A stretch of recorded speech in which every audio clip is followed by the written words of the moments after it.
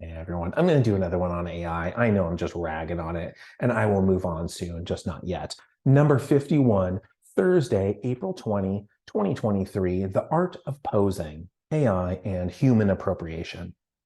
Hi, everyone. There are three things I care about in literature: beautiful sentences, true originality, and authentic connection. Very soon, AI will be able to do two of those. Not the third, though, not connection, which is vital to human health and well being. I don't mean romantic relationships, although I presume encounters with erotic robots will leave no one feeling emotionally fulfilled. Unless the emotion we're filled full of is sadness. In that case, everyone will be stuffed to the brim. But real emotional fulfillment, that highest plane of satisfaction, seems dependent on connection. In pre-internet America, public school was a weekdaily assembly of distinct tribes: marching bands, skaters, athletes, AP overachievers, drama club kids, and so on. A few tribes had companionable relationships, drama and goth, for instance. But in general, the social expectation of every member of every club was in-group compassion and out-group rejection. If you're clad in the garments of a skater, but you can't ollie, you're a poser. The biggest insult on the playground where I grew up. In time, we all age out of our schoolyards, but graduation relieves no one of their aversion to posers. Let's talk about me and my aversion. Since 2016, much of my life has been defined by suffering. By 2020, I lost count of the number of physicians and medications I'd seen and taken, respectively. I also stopped tabulating my out-of-pocket expenses. Once it crossed $50,000, I didn't see the point in counting pennies. It became a binary matter. Will I have to file for bankruptcy? The minutia of that decision, the tiny calculations, required way too much attention, which I no longer had. When healthy people would shout at me, "Why didn't you fight your insurance on those claims?" I just shrug. I'm not on oath to provide an honest answer. And if they go on to badger a woman who's miscarried 4 times about her lack of kids, she's not required to explain her situation either. The last thing a struggling person needs is authoritative advice from someone who isn't in the tribe. Just like skaters, strugglers exhibit in-group compassion and, at times, out-group rejection. I can't speak on behalf of every card-carrying member, but for me, the most irritating person on the planet is not the overconfident, out-group buffoon bellowing ignorant advice. It's the poser, the person who pretends to struggle for attention. After spending years without a single moment of comfort or the briefest respite from pain, I became a world-class expert in discernment, able to discriminate between authentic coping and cheap copies of the real thing. And I developed a disgust for the latter. I'm not special in my ability to identify forgeries. Anguish is a monster with 1,000 fingerprints, and I've only been touched by one of them. I have no idea what it feels like to suffer in other ways, but I have the decency not to fake it. I would never pretend to struggle with addiction, for example. If I attended an anonymous meeting and tried to pass off some phony tale about drug-related trauma, everyone in that circle would know because they've experienced the reality of addiction. And reality is what calibrates our bogus alarms, ding, ding, ding, upon detection of a poser. Similarly, if I invent stories about my military PTSD without ever being in a military, the men and women who did serve and do harbor the horrors of that service could tell instantly, ding, ding, ding, and a reflexive cringe begins to rattle deep in their souls. Emotional piracy rings out like the wrong note in a symphony. It grates against the harmony around it, and we need harmony. Our mental health depends upon in-group companions who understand our feelings. War vets can barely find intimacy with civilians. How much solidarity could be found with robots pretending to be humans, pretending to suffer from pretend experiences? There has never been a person capable of posing as egregiously as a machine. Love and compassion, insecurity, every custom of every culture, all of it appropriated. Until robots truly suffer the pangs of loss, addiction, anxiety, depression, and every other emotion of our species, I will continue to feel a deeper connection with spiders, regardless of their ability to ollie. Okay, I could keep talking about this subject for an hour.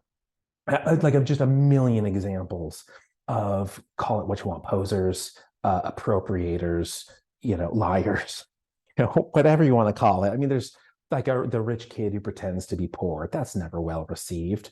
Jenny from the Block, if anybody remembers that, it's like she wasn't even really rich, and that was a time of scorn for her. Like the like weenie pretending to be macho, you know what I'm talking, like it's easy to illustrate with animals, like a puny dog that's just barking at the caged bear. People do that too, and there's some sort of firewall of, a screen or whatever it is where people are pretending to be macho. We get into relationships.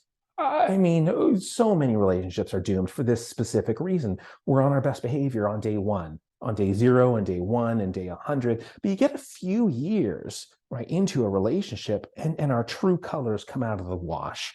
And spouses at that point, boyfriends, girlfriends, partners of any variety, feel like betrayed. I don't know who you are anymore. And there's a deception that really stings. Nobody is warm to feelings of deception and having been lied to. And AI is the motherlode of deception, right? I'm a real human, it's pretending to be. I mean, that's appropriation of the deepest degree.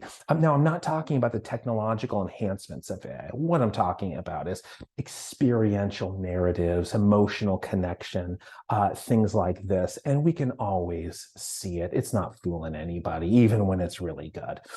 These relationships, like a 5-year marriage that crumbles, they could see it too. They were pretending not to. And you know this because there's a cliche that is uttered at the collapse of every relationship. There were red flags since day one, I hear every single time. We see this stuff, whether we acknowledge it.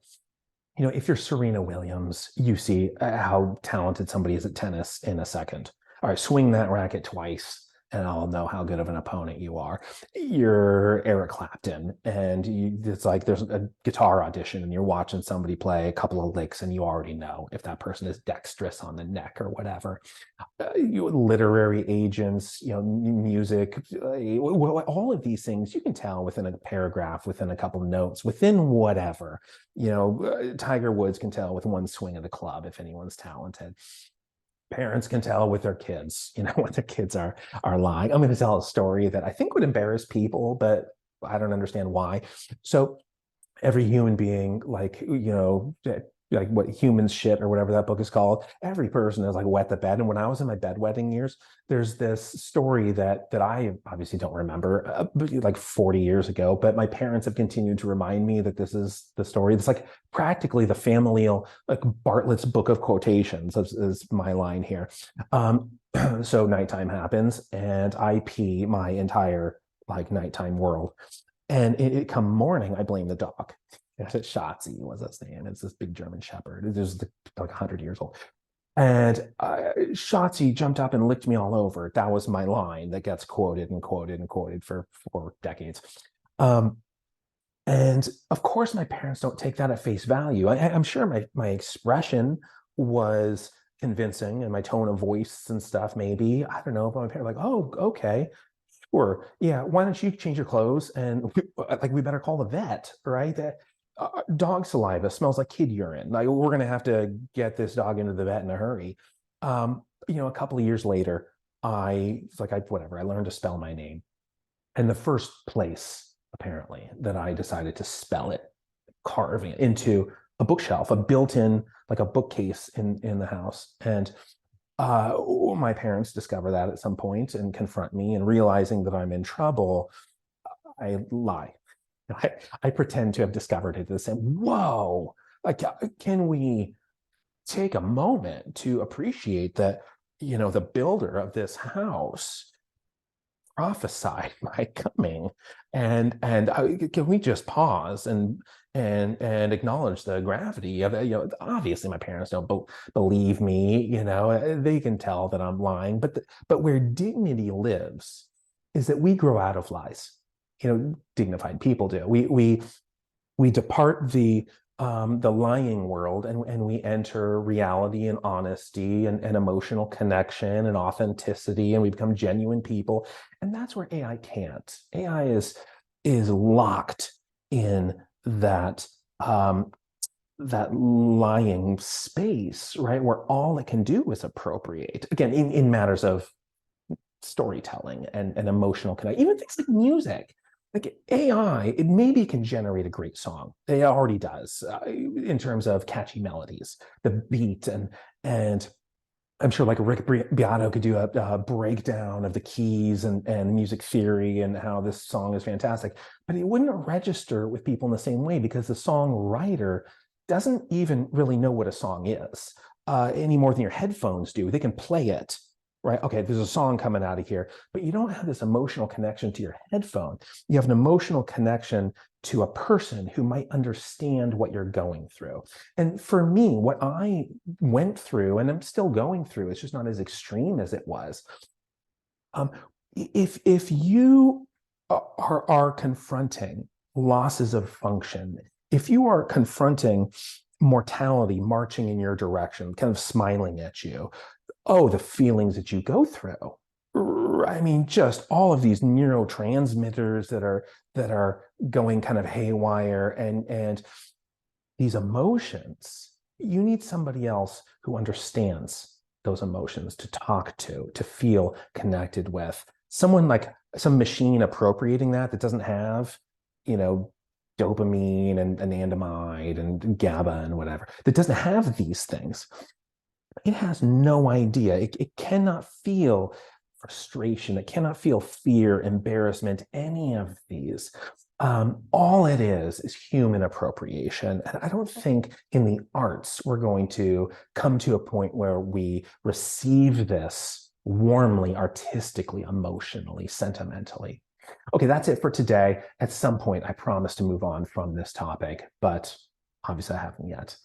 Bye, everybody. I do hope that your life, from now on, is filled with genuine people and authentic connection. But bye for now.